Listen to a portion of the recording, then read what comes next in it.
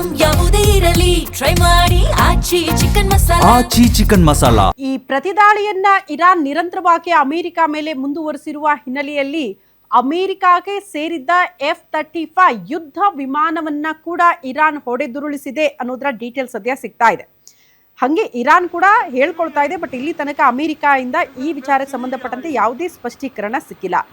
F-35 ಮೇಲೆ ಶತ್ರು ದಾಳಿ ಇದೇ ಮೊದಲು ಅಂತ ಕೂಡ ಹೇಳಲಾಗ್ತಾ ಇದೆ. 2019ರಲ್ಲಿ ಅಮೆರಿಕ ವಾಯುಪಡೆಗೆ ಸೇರಿರುವ 950 ಕೋಟಿ ರೂಪಾಯಿ ಮೌಲ್ಯದ ಈ ವಿಮಾನವು ರಷ್ಯಾದ ಅತಿ ಬಲಿಷ್ಠ ವಾಯು ರಕ್ಷಣಾ ವ್ಯವಸ್ಥೆಯಾದ S-400 ಕಣ್ಣಿಗೂ ಕಾಣಿಸದ ರೀತಿಯಲ್ಲಿ ಈ ಯುದ್ಧ ವಿಮಾನ ಇದೆಯಂತೆ. ಆ ರೀತಿ ಅದನ್ನು ವಿನ್ಯಾಸಗೊಳಿಸಲಾಗಿದೆ.